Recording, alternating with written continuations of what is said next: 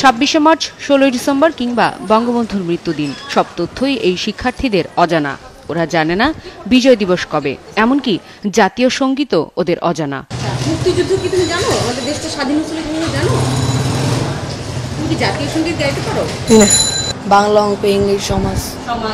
বাংলাদেশের ইতিহাস পড়ায় তোমাদের? বলতে পারি না, আমি তো হাফেজ। কথা হচ্ছিল রাজধানীর শেওড়াপাড়ার হাফিজুল্লাহ ফোরকানিয়া হাফিজিয়া মাদ্রাসার শিক্ষার্থীদের সাথে। বড় হুজুর নেই, তাই অনুমতি নেই ভেতরে যাবার। মিরপুর 14 জামিউল মাদ্রাসাতে ক্যামেরা প্রবেশে মানা। ছুটির পর কথা হয় শিক্ষার্থীদের সাথে, যাদের একমাত্র স্বপ্ন বড় হুজুর হওয়া। ওদের পড়াশোনায় গুরুত্বহীন জাতীয় সঙ্গীত কিংবা মুক্তিযুদ্ধের ইতিহাস। আমার সোনার বাংলা পুরোটা পাই না। পুরোটা পারো না?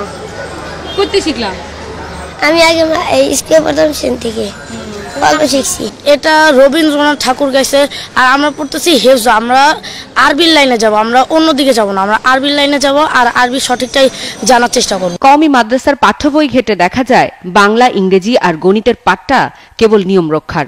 ইতিহাস বলতে শুধু ইসলামের ইতিহাস। কওমি মাদ্রাসা বোর্ডের মহাপরিচালক অবশ্য দাবি করলেন, ইসলামী আদর্শের পাঠদান তাদের মূল উদ্দেশ্য হলেও আধুনিক শিক্ষাও তারা দিচ্ছেন। দ্বীনি জ্ঞান অর্জনের জন্য ছাত্রদেরকে আমরা সিলেবাস করে দিয়েছি, পড়াই। আমরা রবীন্দ্রনাথ ঠাকুরের কোনো গানই আমরা গাই না, কিন্তু পড়ি। কওমি মাদ্রাসায় দেশের ইতিহাস পড়ানোর অনুরোধ জানালেন শিক্ষামন্ত্রী।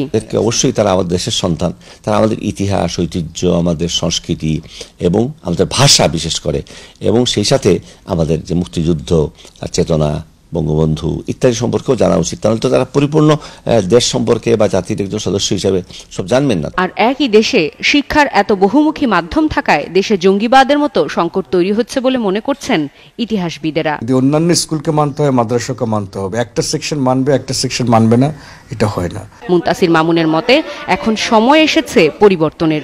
শিক্ষার মৌলিক বিষয়গুলোকে একমুখী না করা গেলে পিছিয়ে পড়বে বাংলাদেশ। শারমিন নীরা, ৭১, ঢাকা।